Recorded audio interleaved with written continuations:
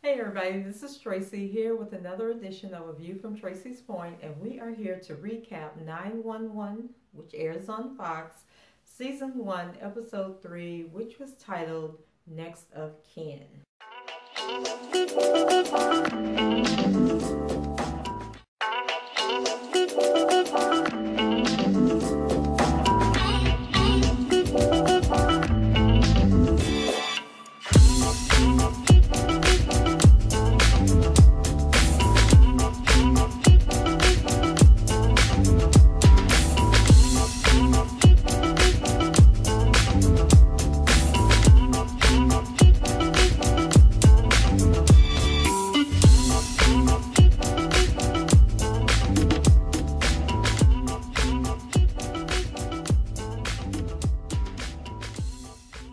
So it's just the third episode, and the show has already been renewed for season 2. So kudos for them.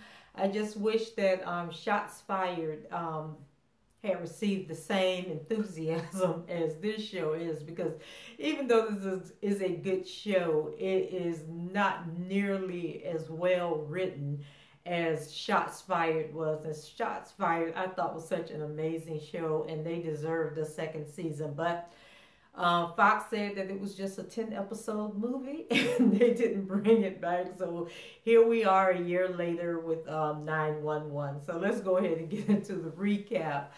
So it opens up, the first call was some kids. They were having a birthday party for some kids, and I guess the house was like in the mountains, and they had the bounce house, like, so it's the house, the swimming pool, then it was some land, and then it was a cliff that just dropped down. And so for some reason, they thought it was a good idea to put the bounce house right by the cliff. So I can't remember what happened to knock the bounce house over, but the bounce house fell over the cliff with the kids inside. And then the father, I think, was in the bounce house or whatever, but he ended up outside of the bounce house and injured. But they were able to get down there and rescue him. And I think it was Buck, Henrietta, and Bobby that actually did the rescuing. And then Howie, also known as Chimney, he was complaining about the fact that he never gets to do any of the rescues. He's sort of like the person that assists, or like they were telling him to handle the cable that was going to lower them down to the bounce house. So he kind of like had an issue with that, which led up to some of the stuff that happened later on in the show. So then we move over to Athena, and remember when the episode ended last week, her daughter, she found her daughter, and the daughter had taken an overdose of pills. So she's, calling 911 to come get the daughter, and she looks over and realizes that the daughter had actually taken some oxycodone, and she had gotten the oxycodone from a dentist appointment that she'd had like a year earlier, and she didn't take all the pills. So she was thinking that it was only like 6 or 7 pills left in the bottle, and it got me to thinking, I don't take pain medicine that often. Like, I have to really be in pain, but I had all four of my wisdom teeth pulled, and they gave me the oxycodone, and I never took the oxycodone. So I probably need to go in the bathroom and throw that stuff out before something bad happened. But I thought it was interesting that when 911 came, now these kids, I think the little girl might be in middle school, but the little boy looked like he could be in elementary school, unless he's just a really small boy. But the ambulance was there, getting ready to take the little girl. I think her name May. I have to look them kids' names up. Angela told him, or Athena told him to go to the neighbor's house. She said she had to go with the daughter, for him to go to the neighbor's house, and then to call his dad and tell his dad to meet them at the hospital. And I thought that was so strange, because I realized you want to get in the ambulance with the little girl, but I'm thinking in that situation where you had another child, you would have got in your car and followed them. But anyway, she told the little boy to go on over there to the neighbor's house, tell the neighbors what was going on. Gets to the hospital, and she's pacing back and forth. They say they have to take the little girl back and pump her stomach or whatever they do when you're taking an overdose. So they show Athena, and she's pacing back and forth. So then Michael finally shows up. And I thought it was interesting that Michael was still wearing his wedding ring, even though he was out with another man. And so, she explains to him what took place and what happened. They were sitting out in the waiting room waiting to hear, how the little girl was doing. When, they were acting like a little married couple, he was holding her, she was holding his hand, and all this there. And then this dude walked up, the young tenderoni walked up, and it was the other man. And I'm thinking, like, who does that? These people, first of all, you cheating with this woman's husband. They've experienced a life crisis, and then you just gonna roll up at the hospital like, I parked the car in the garage. Like, I was just so blown away. And I had to tell Angela Bassett, like, we need to see the character you played in Waiting to Exhale. We need that character that jumped on Ike and What's Love Got to Do with it. Like, we need you to remember, girl, that you come from Jordan Park. And sisters in Jordan Park ain't putting up with this foolishness with this man. But she got up. She was upset, but she just went and got a cup of coffee. And I was just like, this is so unrealistic. And Fox, I'm going to need y'all to do better with writing out them scenes. Because really, if it wasn't for Angela and Michael and me waiting on her to kick his behind, I wouldn't even probably be watching this show or recapping it. Because that's like such a central part of the show, aside from the rescues that they're doing. So they go in to see the little girl. She's okay. She's going to be all right. And she lets them know that she didn't attempt to commit suicide because her dad was gay. It was because she's being bullied in school. And so it was the typical stories that you hear in the news about kids being bullied, how they're calling her, telling her she's ugly, that they don't want to be her friend, that she should just kill herself, that her life isn't worth anything. And so it's like moments like that when you realize that the writing really isn't that great, and that they're just basically... the dialogue is basically what you would hear on social media and stories that's, coming out in the news.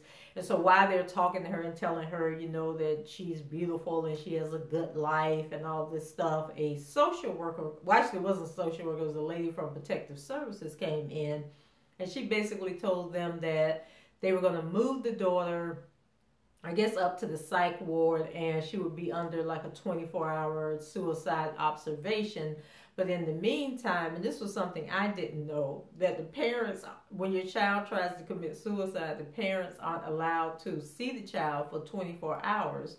And so they had to leave the hospital. They couldn't talk to the daughter or have any more communication with the daughter until Child Protective Services came in. So, of course, Michael, he was all offended, and that's our child, and blah, blah, blah, but then Athena lets him know that that's the procedure and this is how it has to happen. And, so she trying to kiss up to the lady, thinking that because she's a police officer, this lady going to let her off. But the lady was like, you can leave by choice or you can leave by force. But you getting up out of here. So they had to, let that go. And I'm just like, okay. And then I don't think we saw Athena and Michael anymore until the very end of the show. I think it was like the last minute or so. And when we saw her then, it was just a little quick scene of her parked in the parking lot at her daughter's school, stalking the little girls that are bullying her daughters. I'm like, Lord, woman, don't get yourself arrested out there messing with the people's children. We go over to Howie, a.k.a. Chimney. So we're going to call him Chimney from now on. And so he is in a scene with his girlfriend, Tatiana, and he's cooked dinner and everything. So they're sitting down eating and talking, and it's time for dessert. He said, well, do you want dessert? And then he gets up and gets down on his knees and proposed to her. But Tatiana ain't feeling Chimney the way Chimney is feeling Tatiana. So Tatiana let him know that she ain't trying to be engaged with nobody, that she's not ready for that step, and that she was engaged once before and she ended up cheating on her fiance the week before their wedding. She said she got commitment issues, and she asked him for a few days to think things over. Now, the average man would have been like, if you'll accept this ring right now, there is no few more days because I'm out of here and I'm moving on to the next one. But Tatiana in control of things, and Howie is desperate for a relationship. So he says he'll give her as much time as he can. Then we go over to the firehouse, and we have a scene with Henrietta and Buck. And so they're in the common area and playing video games. And so Chimney comes in and they realize that something is wrong with him and that he's upset. And so they go over and they're trying to talk to him, and he lets them know, about the failed engagement attempt. And he said that he didn't even know that she had been engaged before. And so he's realizing that he really doesn't know Tatiana. Like, he's been creating this image and this illusion, but he's been kind of like in this relationship by himself. So then Bobby comes down, and Bobby, it was like no holds barred. He wasn't trying to sympathize with Chimney, empathize with Chimney, or anything else. He was like, Tatiana is not good for you. It's the best, for your life that she didn't accept your engagement.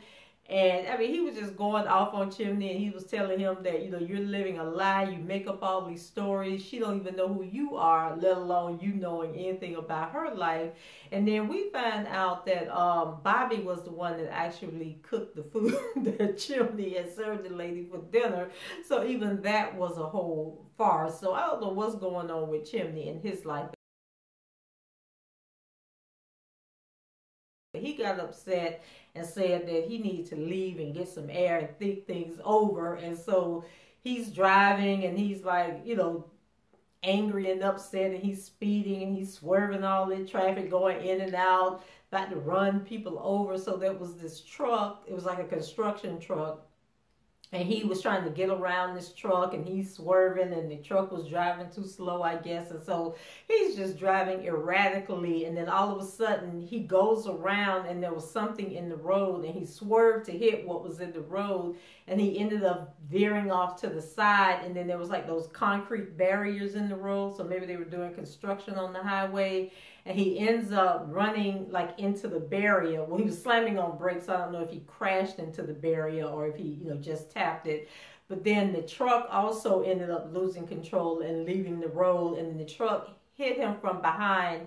And one of those rebar pipes or poles or whatever came off the truck and went through his, I guess it went through the back of the truck and then came through his head. And I was just like, oh my God.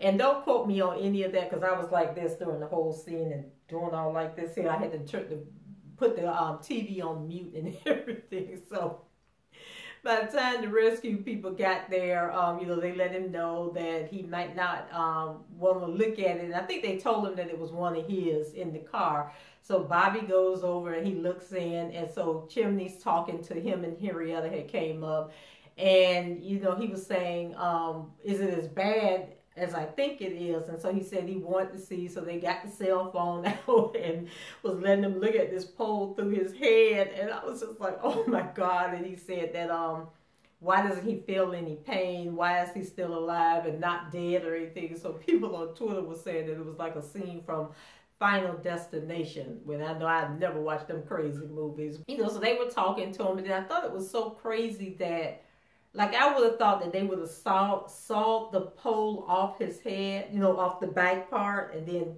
because on ER and the other Grey's Anatomy and stuff like that, they always cut whatever is impaled in the person and then lay them sideways on the bed or whatever. But no, in 911, they strapped Chimney down to the seat that he was sitting in, and then they towed the car to the hospital. But it seemed like when I saw the scene again, and I might not have been paying attention, but when I saw the scene again and he was actually on the gurney, they had cut the pole in half. So he goes into surgery, and it was just so graphic. Like, they sawed off the top of his skull, and you could see the brain and all of that stuff in there. And then he started hemorrhaging, and they put him into a medically induced coma. So in the meantime, I think they said it had been like 14 hours that the surgery had been going on, and Bobby decided to go see Tatiana and tell Tatiana, that they were going to release him from the medically induced coma, and they were hoping, that he would wake up or whatever. Oh, and before he went to Tatiana and they were back at the fire station talking, they were like really concerned that when they took him out of the coma, that he might be paralyzed, he might not come to, he may not, make it. They thought he was going to die. So when Bobby was over there talking to Tatiana and telling Tatiana, you know, like, we're going over there for when they wake him up, and we'd like for you to come. And we found out that Tatiana hadn't even been to the hospital at all.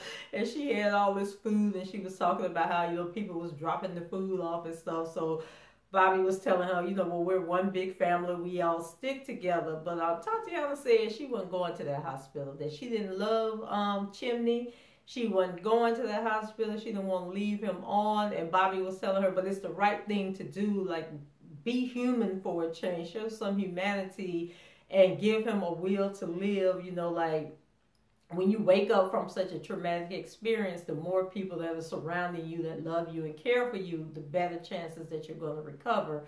Tatiana said she didn't care. That wasn't her issue. She didn't love him. She didn't want to be with him.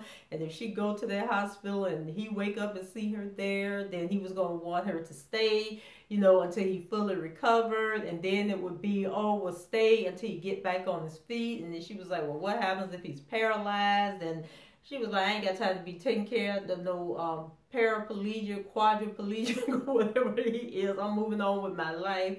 He needs to move on with his life. So Tatiana, she cold-hearted. I mean, I kind of understand what she's saying about leading people on and giving them a false hope, but she was just so cold in that moment. And I think I would have gone to the hospital to be there for the person. And then, you know, once they recover, just let them know that this ain't working. Y'all remember Diary of a Mad Black Woman, when she was over there beating that man up in that Tyler Perry movie, you know, but she was there and he had hope that they were going to get back together. And then once he fully recovered and he was able to walk again and everything and join the church, she told him, like, you ain't the man I want. I got another man over here with Shamar Moore that I want to be with. So Tatiana, you lose major points with the way you behaved. And then I got to thinking, like, on this episode and last week's episode, Abby was not at work. I don't remember her going to work, but maybe one time.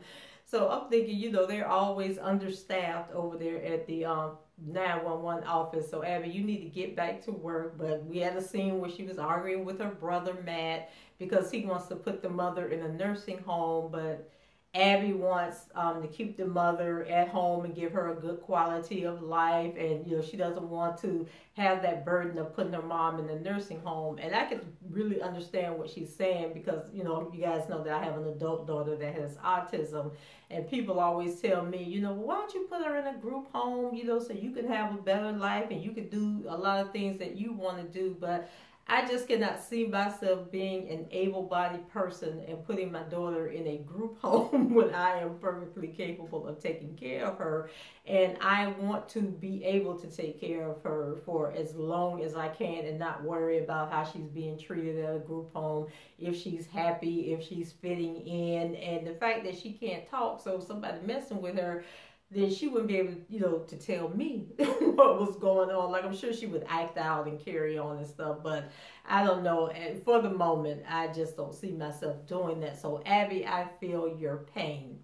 So then we had another caller, and also back to Abby. She called Buck. It was a scene where she called Buck to see how he was doing and handling the whole Chimney situation. And the vibe that I'm getting from the whole Amy and Buck thing is that Amy is kind of like thinking she's building up a relationship with Buck so they can eventually go out together. But I think Buck sees her as like a mother, like a maternal figure. So I think things gonna get a little crossed up there somewhere. And I just see Abby as a nurturer. You know, she's probably the type of person that, you know, bring in stray cats and stray dogs and stuff and try and take care of them and get them adopted out and everything. So I hope she doesn't end up getting hurt by Buck.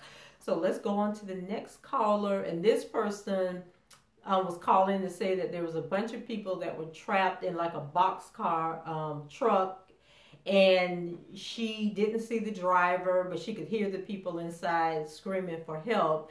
And so it turns out to be one of those human trafficking scenes. And once again, it was another typical scene that wasn't well written. It was so predictable because we've seen it on the news before and we've seen it on other shows before.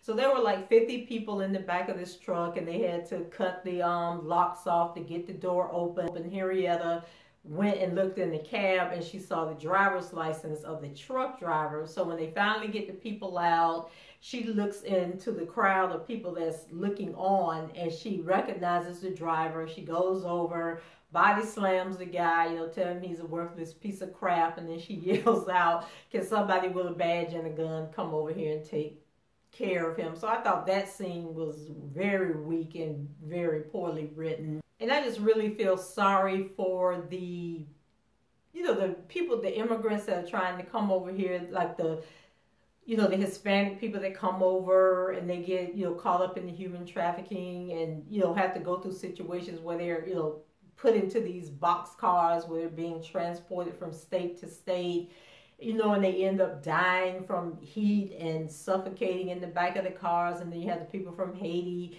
you know, that come over on the rafts. Well, Haiti and Cuba, but the Cuban people get to stay, but they won't send the Haitian people back. And we're even going through this thing now with Trump, where he's trying to send back like 15,000 people from Haiti who came over here after the earthquake in 2010, I think it was. So now those people are getting ready to be deported, and I think a couple of them were deported today.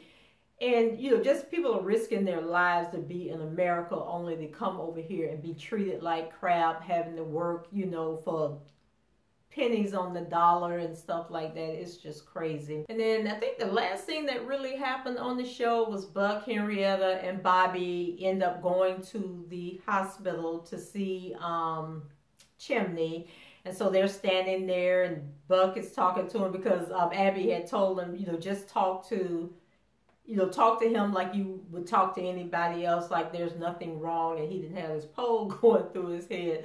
So he's in there and he's trying to talk to him and telling him about, oh, when you get back, you know, we're going to let you lead one of the rescues. We're not going to keep putting you in the back. And then Henrietta was like, don't be telling him that. He ain't going. And then Buck was like, no, we got to talk to him like, you know, everything is okay. And actually it wasn't Abby that told him that. I think it was the nurse that took them in the room was the one that told them that.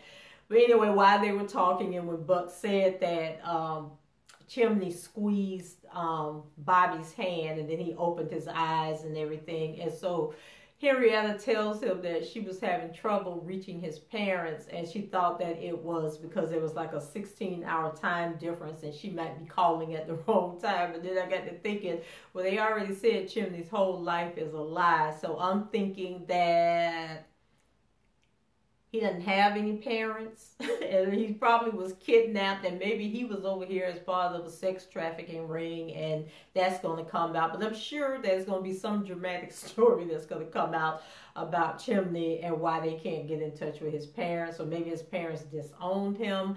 Maybe his parents live here in the United States, and he was a troubled child, and they, you know, just have disassociated themselves with him. But whatever the situation is, I'm sure it will come to light, and it will be taken straight out of the headlines or some social media story that was going on.